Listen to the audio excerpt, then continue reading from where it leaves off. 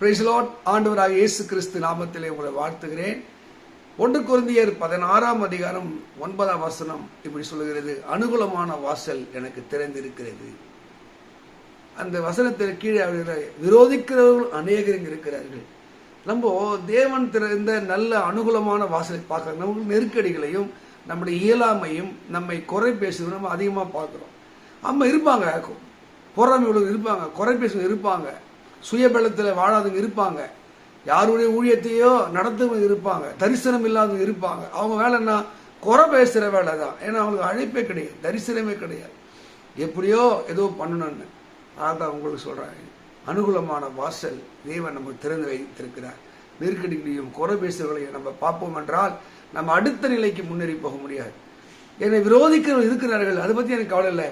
ஆனால் தேவன் எனக்கு ஒரு திறந்த வாசலை வைத்திருக்கிறார் என்ற அழகான ஒரு வார்த்தையை அங்கே சொல்லுகிறதை பாருங்க. பைபிள்ல கூட பார்த்தீங்கன்னா தாவீதுக்கு ஒரு வாய்ப்பு கிடைக்குதுங்க. அது அவன் அழகா புரிஞ்சுக்கிட்டான். சவுலுக்கு ஒரு அனுகூலமான வாசல், யுத்த கடத்துல வந்து அந்த கோலியாத்தை அவன் கொண்டிருந்தானா சவுளுடைய பெருமை ஜாஸ்தியா இருக்கும். எப்ப தெரியுமா, ஒருத்தரை விட்டு அபிஷேகம் போயிருது, கிருபை போயிருது, அழைப்பு போயிருதுன்னா அவன் சராசரி மனுஷனை விட கீழாக பலட்சியமாகி அவன் சோர்ந்து போவான். தாவீது மேல அபிஷேகம் இருந்தது, கிருபை இருந்தது. அதனால கோலியாத்தை ஒரு வாய்ப்பாக நினைத்தான். எனக்கு ஒரு அனுகூலமான வாசல், ராஜ அரண்மனைக்கு போக, உன்னத ஆசுவத்தை பெற, இவனை கொள்கிறவனுக்கு என்ன கிடைக்கும் என்று அந்த கோலியாத்தை நான் கண்டு சமஸ்த இஸ்ரவேலே கலங்குது. அவன் கேட்கிறான், இவனை கொள்றவனுக்கு என்ன கிடைக்கும்? அது மாத்திரம் இல்ல, ஒரு விசை சிங்கம் வந்தது, ஒரு விசை கரடி வந்தது, இவைகளுக்கு கைகளுக்கு தப்பி வைத்த தேவன் இந்த கோலியாத் எம்மாத்திரம் என்று தன் சுத்தி இருக்கிற நெருக்கடியை விட, அந்த கோலியாத்துடைய யுத்த திறமையை விட, அவனுடைய புயபலத்தை விட அவன் தேவன் அவனுக்கு ஆயத்தம் பண்ணின அந்த அனுகூலமான வாசலை தான் அவன் நினைத்தான்.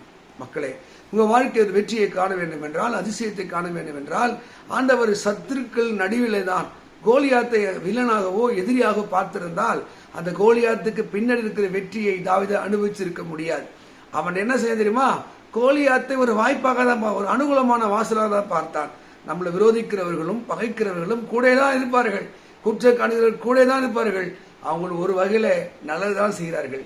நம்மை குற்றம் கண்டுபிடித்து குறை கண்டுபிடித்து அதை பெருசா எதுக்காக பேசுறாங்க தெரியுமா, நம்மை அவர்கள் அறியாமலே நம்மை சரி பண்ணுகிறார்கள்.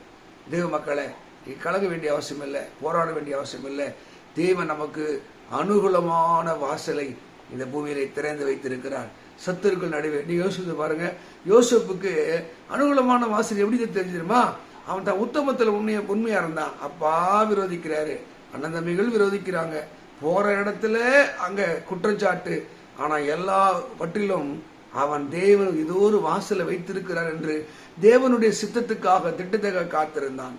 நீங்கள் இந்த ஆண்டிலே நீங்க அனுகூலமான வாசலுக்கு நெருக்கடி இருக்கா, எத்தனை மாதம் முயற்சி ஐயா, ஒன்னும் நடக்கல, ஒரு மாற்றம் நடக்கல, கவலைப்படாத.